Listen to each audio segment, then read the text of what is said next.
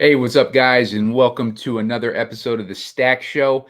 I'm going to be looking at the 2-game and the 3-game slate.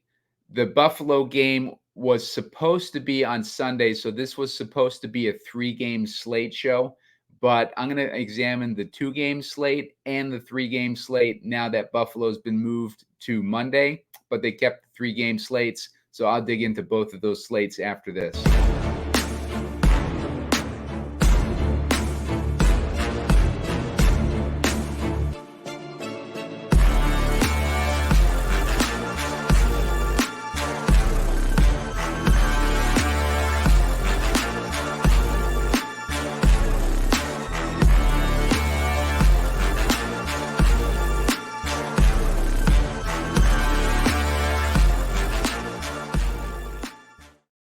Hey, what's up, guys? Simon Edwards at Pumacom here with Heat Seeker Sports, and you're watching the Stack Show.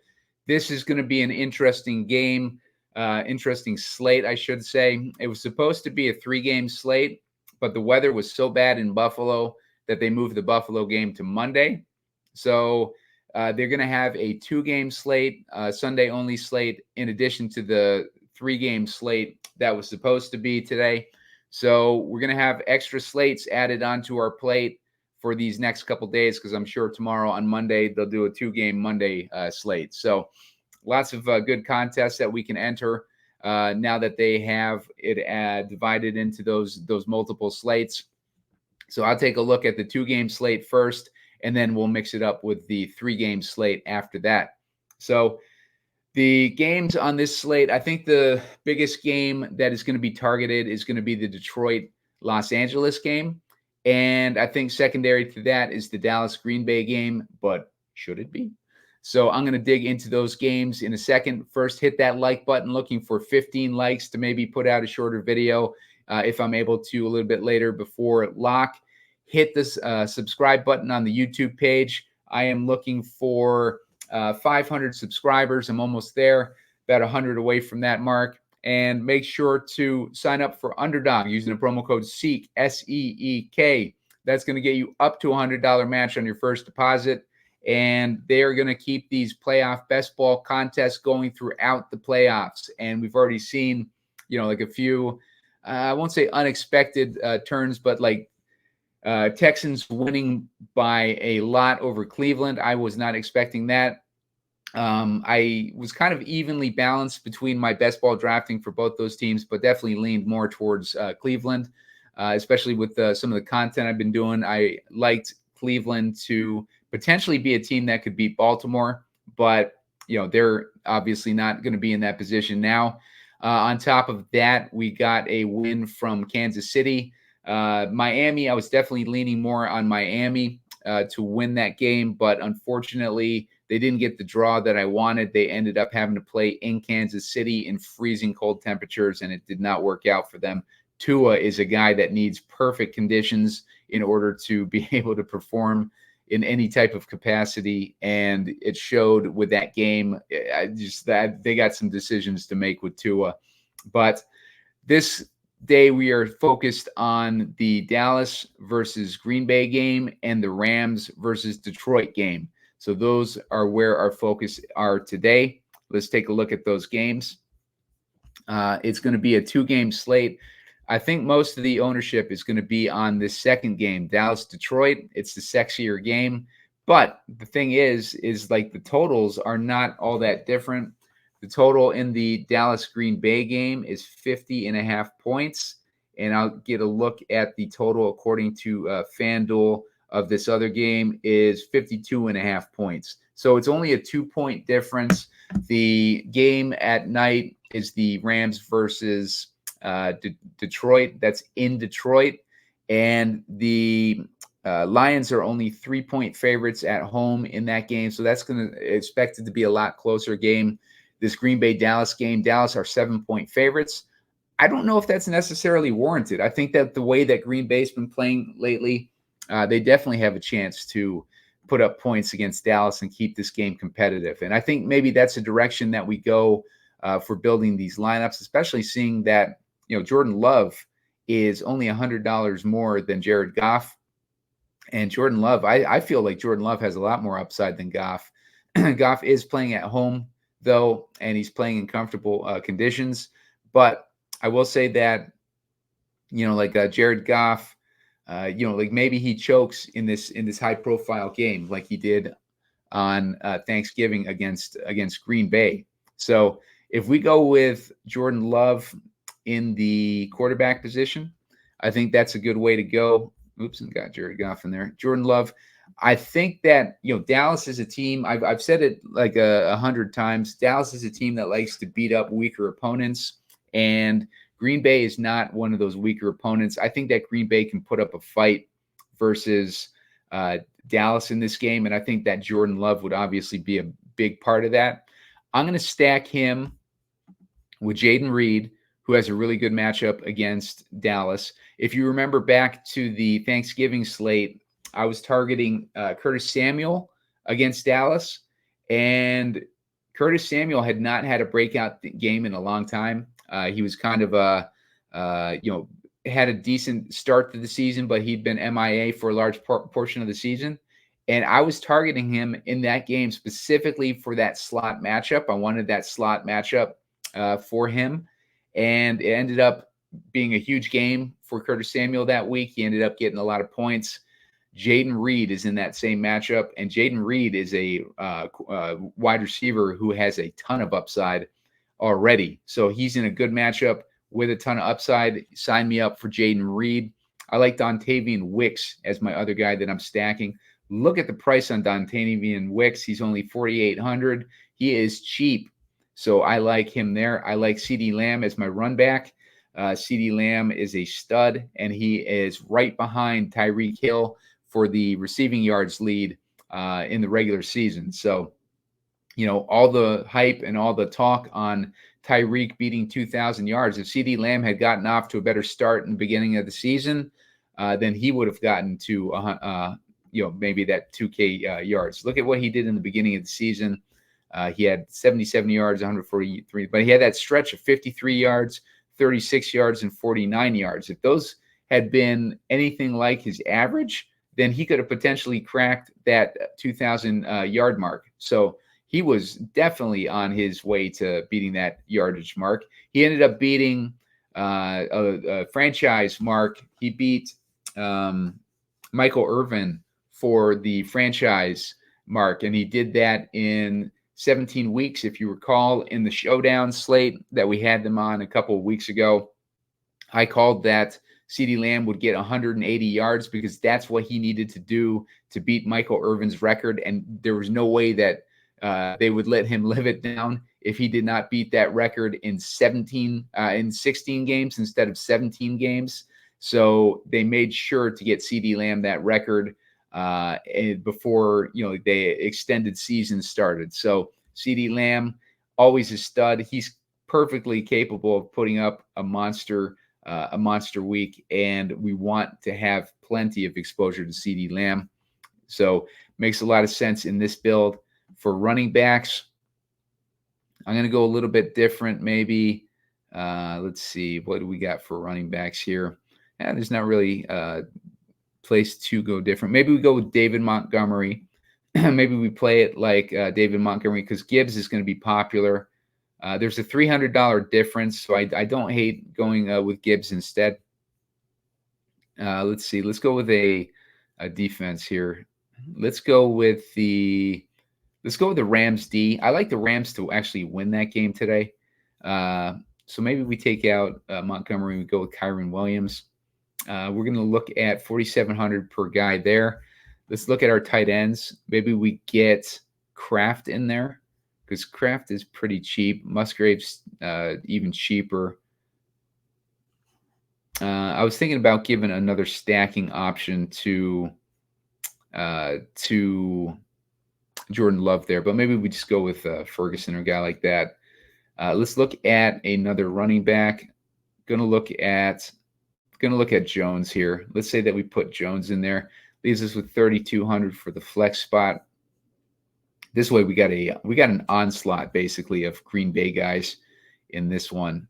Let's see. I don't necessarily like that. So let's switch it up a little bit. Let's get rid of Kyren there. Let's put in our flex. I like the Rams to win this game. So let's get Nakua in there. Let's say that Nakua is our flex. That's going to only leave us with 3,300 for a running back spot. So we're going to need to do something different. So maybe Lamb is not the guy. Maybe we want Amon-Ra instead. And doesn't leave us much options in our running back. If we wanted to go for running back and maybe put Pollard in there for our running back, we have to, this direction, we have to kind of fade those two main receiving weapons. It's gonna be a little bit tougher to build a lineup. So let's put Nakua in the wide receiver spot. And let's get 6,200 for our flex. That is going to leave us in David Montgomery territory. Sam Laporta is playing tonight. It was assumed widely that he would not be playing. So Sam Laporta is going to be playing. I expect him to be pretty limited. Maybe we go with Cooks here. That gives us our run back. Put Nakua back in that flex. So we'll go with Cooks. And that gives us options at 8,500. If you don't want to go that direction with Nakua, you got St. Brown as an option. You got Kupp as an option. You got Williams as an option. Plenty of options that flex. Everyone except for CeeDee Lamb, basically. It is tough to get CeeDee Lamb into a lineup. If you started the Packers, D, instead of the Rams, that leaves you 100 short of CeeDee Lamb. So if you wanted to, at running back position, Pollard is at 6,100. He's the cheapest of those good guys. I mean, you could go with Montgomery here instead of Jones, instead of going so heavy on those Packers. If you want Montgomery, that leaves us open for getting Lamb in there. If you want to get Lamb in there and make this more of a complete stack. If we did that, let's say we did that instead of Cooks, that would leave us with 4,900 at the flex. Leaves us with the Cooks, as I just was talking about. No real other good options. Let's see. We got, I don't know how, let's see. Oh, Reynolds is a pretty good option. If they have limited, Reynolds and Robinson are both actually pretty good options. Reynolds should get more work if Laporta is limited. He's the guy that benefits when Laporta is out. And he's also got Khalif Raymond dealing with an injury. Yeah, Khalif Raymond is out. So that definitely makes Reynolds a lot more interesting.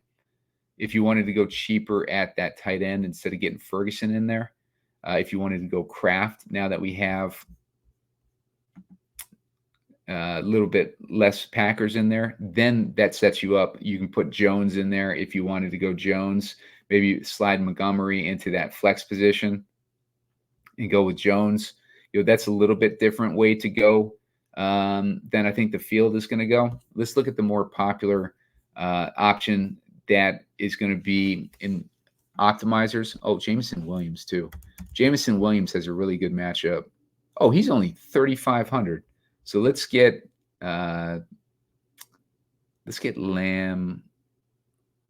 Let's put Williams in there. Let's get rid of Montgomery. That leaves us with 9K. I mean, you can put Kyron Williams, you could put Gibbs, you can put Jones, you can put anyone you want in that running back position.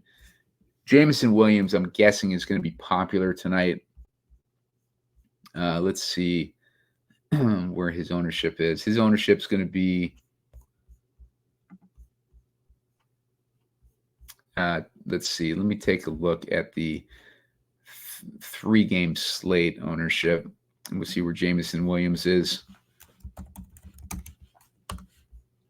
Jameson Williams is in a great matchup too.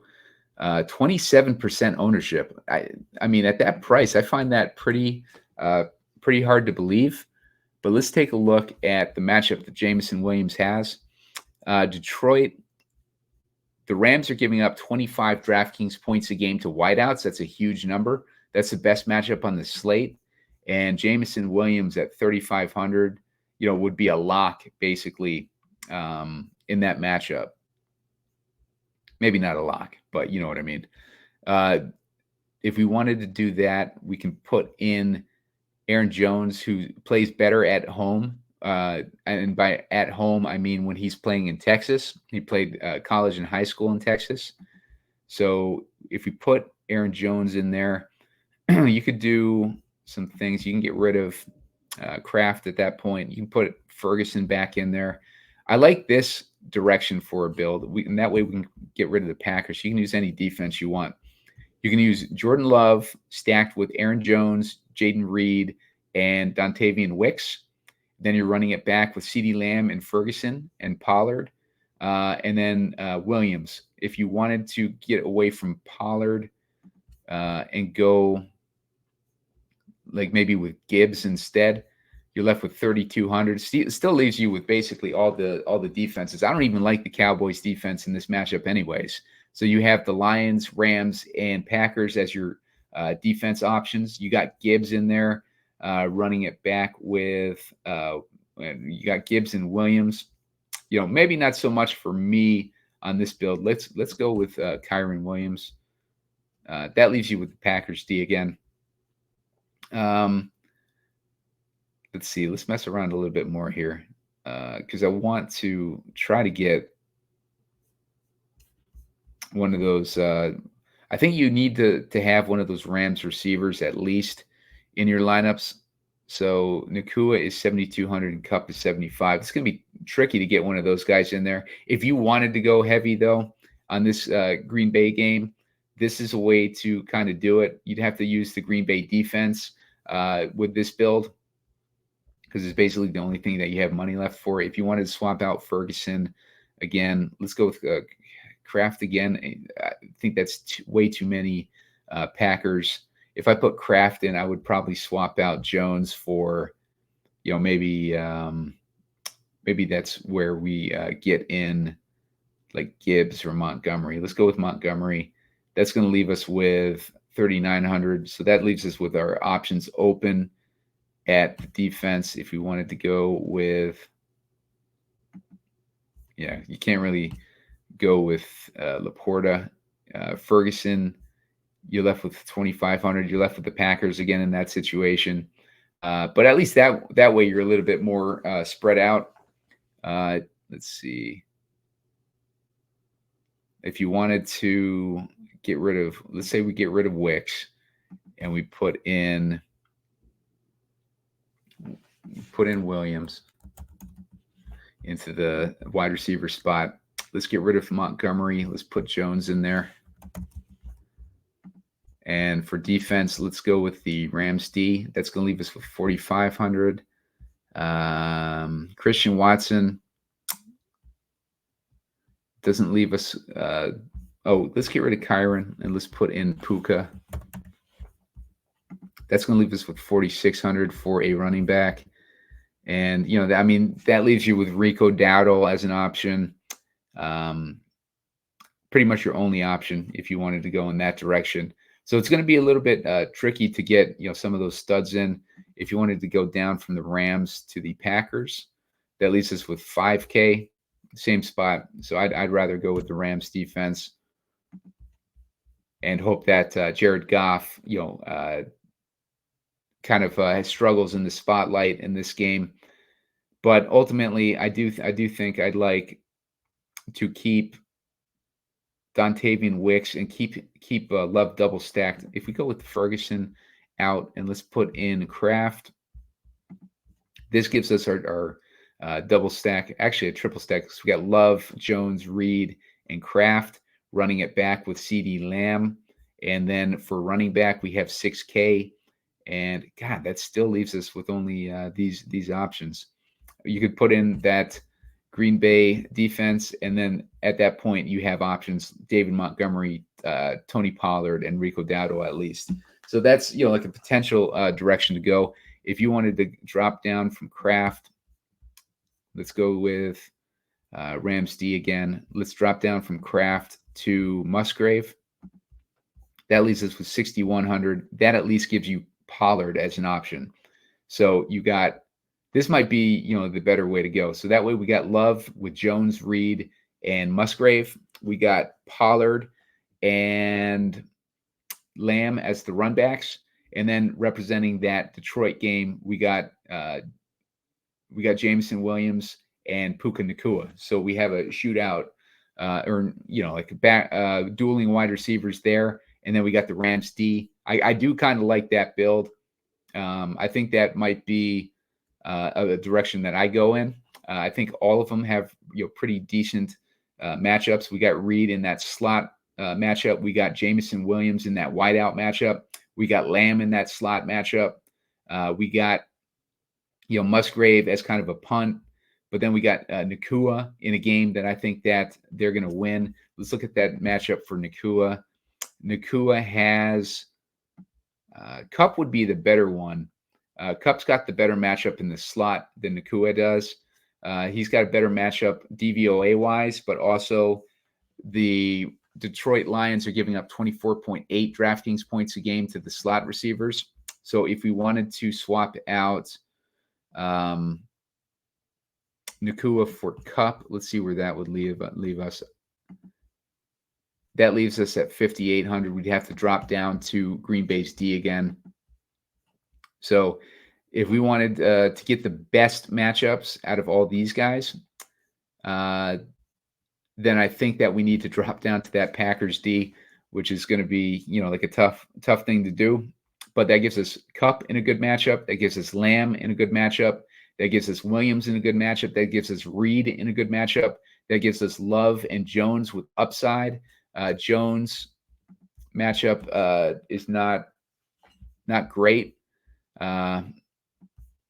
But Dallas is giving up 21 DraftKings points a game to the running back position, which is actually better than any of those Detroit or Rams matchups, because the Rams are giving up 17.5 DraftKings points a game to running backs, and the Lions are giving up 18.4 DraftKings points a game to running backs. So it's not great matchups for any of the running backs in that Detroit game.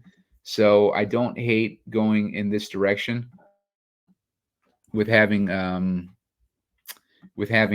Jones in there, and then having Montgomery or Pollard as options. Green Bay is giving up the most, so maybe Pollard would be the way to go there. And yeah, so then we just have those dueling. So let me take the Packers out of there. Let's put in Montgomery, and shows you what you're left with basically. But I do like that build. Let's swap him out with Goff. Let's go with a Lions matchup. Let's see. Although I do think that the Rams are going to win this game. Let me see what the ownership is looking like. Ownership is looking like, when this was a 3-game slate for quarterback positions, it would have been Prescott is the highest owned, Goff, and then Stafford. So let's assume that Jordan Love will be probably the lowest owned. And that's the guy that we built the initial lineup for.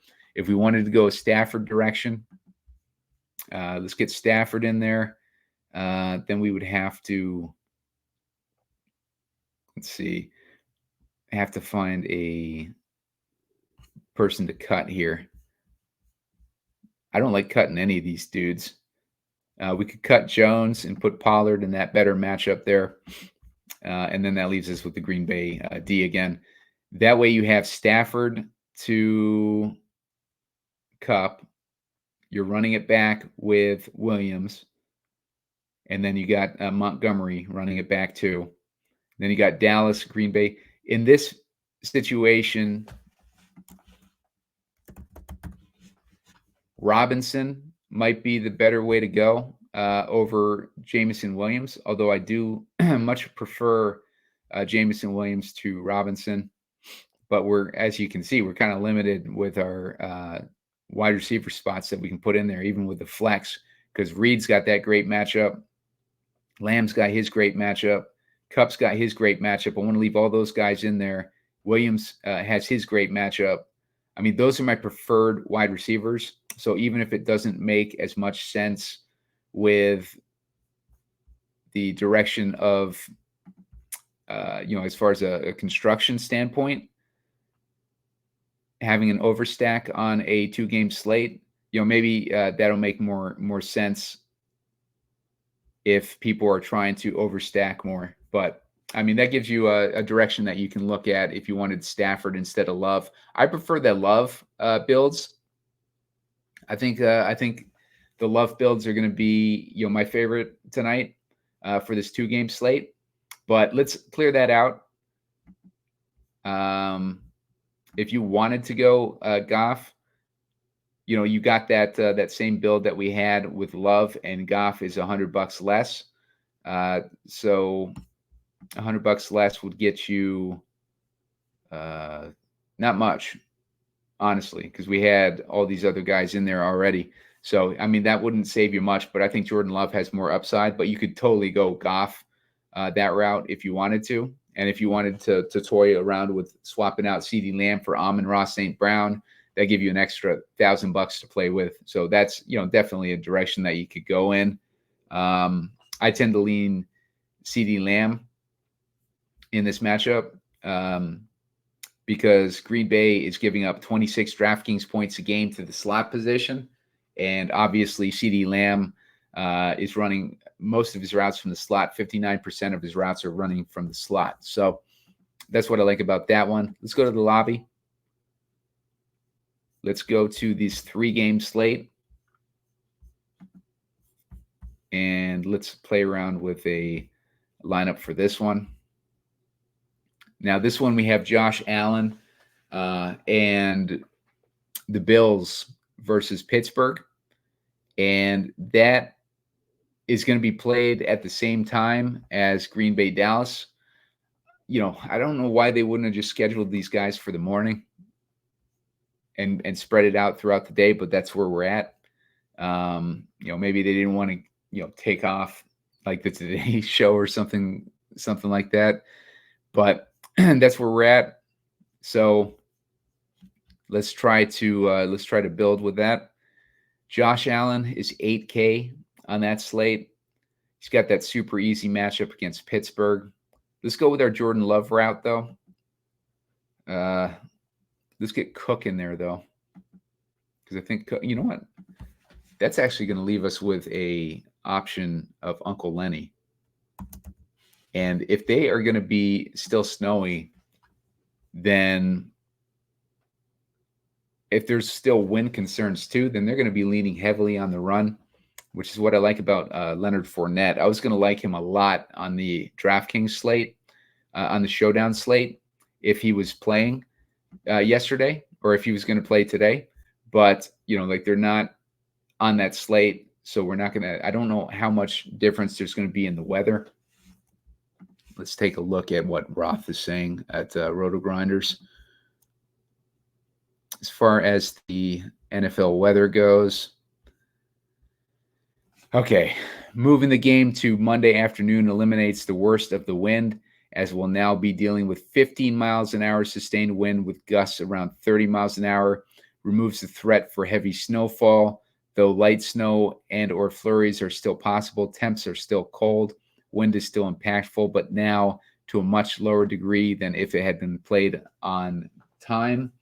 So I think that puts Buffalo in a much better spot because that wind and that game environment was going to be an equalizer for Pittsburgh. We could have seen Pittsburgh pull off an upset against Buffalo much more easily yesterday.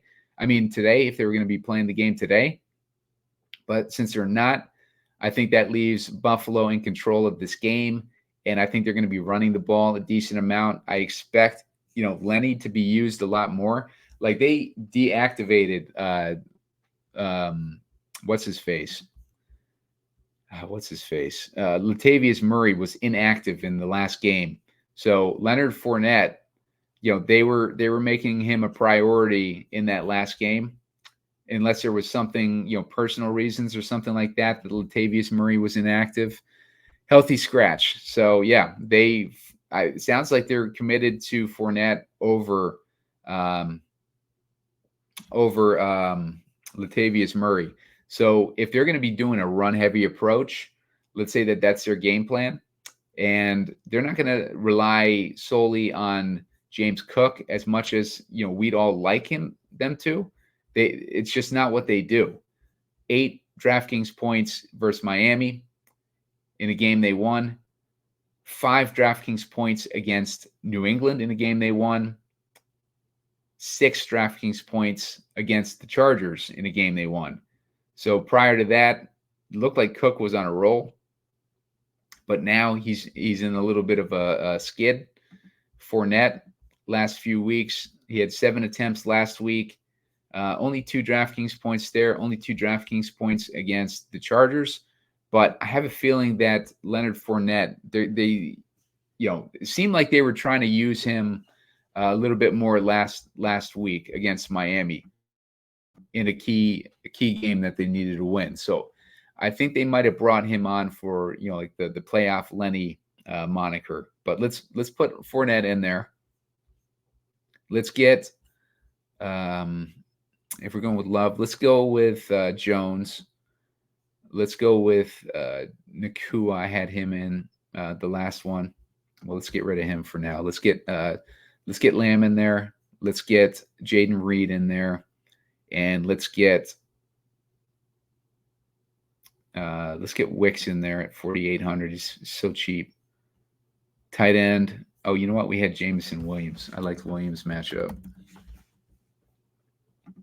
Let's get tight end. Let's go with Kraft. For defense, Packers are still the cheapest defense. Let's go with that. If we put in the Bills D, I mean, we're still left with 8K for a flex. I mean, that leaves the entire board open. So we could put in Amon-Ra. We could put in Kupp. We could put in like Diggs.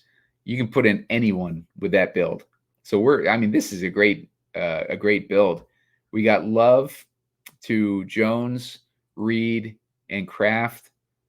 Maybe we upgrade our if we don't want to use Amon-Ra and we wanted to go maybe Kupp in that matchup that I liked for Kupp, then let's maybe look at Kraft.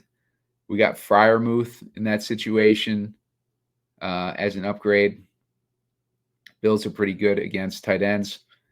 If you could, if you wanted to get down off the Bills, maybe we go to the back to the Rams. That leaves us 4,600. That leaves us Kincaid. We could get to Kincaid there. That gives us a little bit of Buffalo exposure in addition to Lenny Fournette. But also have Freiermuth as an option.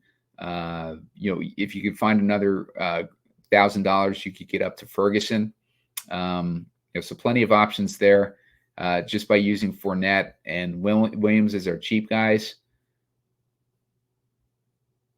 If we wanted to stick with Kraft and use Kupp there, we could move up from Fournette to Jaylen Warren. I think Pittsburgh's going to be playing from behind, and I expect Warren to be used in that situation. Harris is also an option. If you think that Pittsburgh stays more competitive, you're going to want to start Harris. Harris, last few games, has been the guy getting the most work. 27 DraftKings points against Baltimore, 27 versus Seattle, 13 versus Cincinnati. He's been getting more of the carries, I believe, 26 and 27 in his last 2 games versus Warren has 9 attempts and 13 attempts. Harris has been getting a lot more attempts. If you think that Pittsburgh keeps this game competitive, you could plug in Harris here.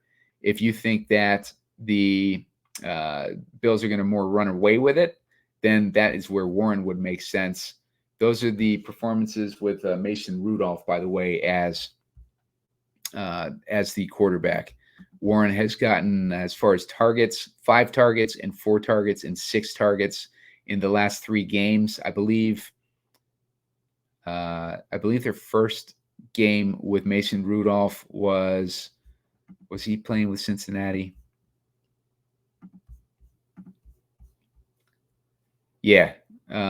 His first game was against Cincinnati, and he had that big game receiving for Warren in that game. So he is definitely, has the potential to throw to Warren. 6 targets in that game, 4 targets against Seattle, 5 targets against Baltimore. And, Warren he had a 19 point game against Seattle. So he's, despite his reduced workload, he's capable of putting up a big game still. So that's a direction you can go in there. If you wanted to swap it out on this 3-game slate, maybe we take out Love, we put in Allen. That leaves us with 4K. That's not enough for maybe we want to go with Stafford. Maybe we project Stafford to have a decent game. Stafford to Kupp. Running it back with Williams. Probably want to run it back with one of these Detroit guys. If you wanted to go, like I was talking about that other slate, you could take out Lamb and put St. Brown in that spot. Leaves you with 6,500. You can get Gibbs or Montgomery, either or in that, but you're fading Lamb at that point, unless you want to go with that Uncle Lenny play and maybe swap out Kupp for Lamb. I mean, you could do that too. I do like Kupp though in the matchup, and I like the Rams a decent amount. But I think if you start Stafford too, you want to have probably 2 receivers. So let's get Nakua in there. Or we could get Robinson. Robinson's been getting a lot of work lately. If you can check out his game, like he didn't score any points in Week 18, but he wasn't playing. 10 targets versus the Giants, 6 versus New Orleans, 10 versus Baltimore. So he's getting targeted a ton, and I would guess that he gets targeted a decent amount in this game too. Then if we wanted to, maybe get rid of Williams, let's go with let's get Kupp back into that wide receiver spot. So we got Kupp in there. Leaves us 12K per guy. Let's go with a Detroit running back. Let's go with Montgomery. Let's say Detroit's playing for the lead. We got Montgomery, St. Brown. Leaves us with 5,900 for our flex. At that point, yeah, we got Jaden Reed. So let's get Kupp out of there. Let's put Reed back in. And that leaves us with, like the option to put, Kupp in there. If you wanted to go a little bit different, let's say that you wanted to go with Nakua instead of Kupp, you need to find $500 to get up to. Let's get up to CeeDee Lamb. So this way we got Stafford to Robinson and Nakua. That's a pretty good stack. We're running it back with Montgomery. In the other game, we have Jones, Reed, and Kraft. And we wouldn't have an option for a defense in that situation, but we can get rid of Jones in that build and maybe go with Pollard. Or you could go with let's go with Warren. Let's go with the Packers D. That's going to give us $1,000 extra to play with if we wanted to get rid of Kraft. I mean, you can get up to Freiermuth in that situation. If you wanted to get rid of Reed and put Nakua in that wide receiver spot. For the flex, we would have options like James Cook, Jahmyr Gibbs, Aaron Jones. So you got plenty of options there if you want to make that little shift. It's going to be hard to get Lamb and Amon-Ra in the same build. Let's see, Amon-Ra.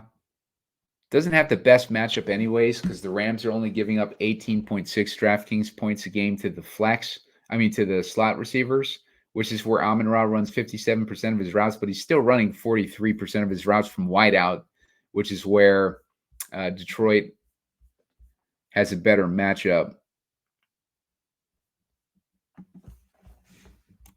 Let's put Jameson back in there. Stafford to Nakua. Maybe we give him Higbee. 6,800. So still in that situation. At least you got a double stack with Stafford in that spot. You got Lamb in there. You're running it back with Jameson Williams, and you got 6,800 to play with. You could always go with Cook or Gibbs if you wanted to go. I mean, I don't think many people are going to be playing both of these Detroit running backs, especially in this matchup. Detroit's only getting 17.5 DraftKings points a game from the Rams for that run defense, so it's not the best matchup there. But it's a direction. It's a direction to go. I like Kupp better than Nakua this game. So yeah, I mean that still puts you in like Aaron Jones, Tony Pollard, or you could go Harris and guys like that. If you wanted to go with a receiver, got plenty of options there. So a few different directions that you could go. I think with this one, the Packers stack is the one that I like the most. I think that's going to be under-owned, and I think the Packers are going to be competitive in the game against Dallas. I think Dallas will win that game, but I think that it's going to be more competitive than maybe people think. I don't think it necessarily 7 points better than the Packers, which is what the spread is. But we saw the Packers upset Detroit at home. Like when they played in Detroit on Thanksgiving, and the Packers just came out slinging, and that's what turned a lot of heads with Jordan Love. Let's look at Jordan Love in that game versus Detroit. He ended up with 26 DraftKings points on the road on Thanksgiving and 3 touchdowns. So don't write off Jordan Love despite the matchup. I think that he can potentially put up a good game, but keep in mind too, with these first-time playoff quarterbacks, like they tend to lose games. So Jordan Love could easily underperform in addition to outperform, but his price at 6,300 is pretty cheap, and I like him amongst these cheap guys. Goff's another option. I guess Goff will probably be having a decent amount of exposure to him. Let's see, as far as where he is on this slate. Let's take a look at his ownership on the 3-game slate. Goff is going to be 19% owned, about around 20% owned probably. So he's going to be lower than he's going to be higher than Jordan Love. He's going to be higher than Matthew Stafford too. I don't get that. I think I'd take Stafford over Goff for sure. But yeah, so I mean, there's a few different directions that you can go. If you don't like to stack too much of that Green Bay game, looks like it got completely away from Green Bay on that last build, which I don't necessarily like. I want to get exposure to Jaden Reed, so I would get Reed in there for sure as my other guy. Put Kupp in the flex and slide in Reed there. I think is the way to go on that, unless you like a Buffalo receiver or something that's in that price range. Make sure though that you're paying attention to your flex spot. Don't have early guy in your flex spot, and try to see what you can come up with. But there's a direction there. I've broken down each of these games from a showdown perspective, except for the Buffalo one so far. So check out the YouTube page. You can find them there. Subscribe at Pumacom to me on Twitter, at Heatseeker Sports on Twitter as well. Make sure to subscribe to the YouTube page. I'm looking for 500 subscribers. I'm close to 400 right now. And check out all those game script shows that I put up. So I put up game script shows going in depth into each of these individual matchups for a DraftKings showdown perspective. So you're going to want to check those shows out and then hit like. I'm looking for 15 likes. Probably won't get to a shorter video today, but I'll put up a shorter video for tomorrow's slate if you can get me a 15 likes on this show. But that's it, guys. Thanks for watching, and I will see you guys a little bit later on with that Buffalo game script episode. But make sure also to sign up for Underdog using the promo code SEEK, SEEK. They'll match you up to $100 on your first deposit. And on top of that, you can hit me up on Twitter once you do that, and I will hook you up with my playoff best ball rankings. They will be continuing it in the next round of the playoffs once those matchups are set. So you're going to want to keep running it back with whatever payouts you get weekly on Underdog. They pay you out weekly. So it's much better than waiting the entire season or the entire playoffs to get your payouts. You're getting paid out weekly as your teams advance. So sign up for Underdog using the promo code SEEK, and it's a lot of fun to play playoff best ball. I'll hook you up with those rankings. Hit me up on Twitter through DM at Pumacom. Thanks, guys. I'll see you guys later.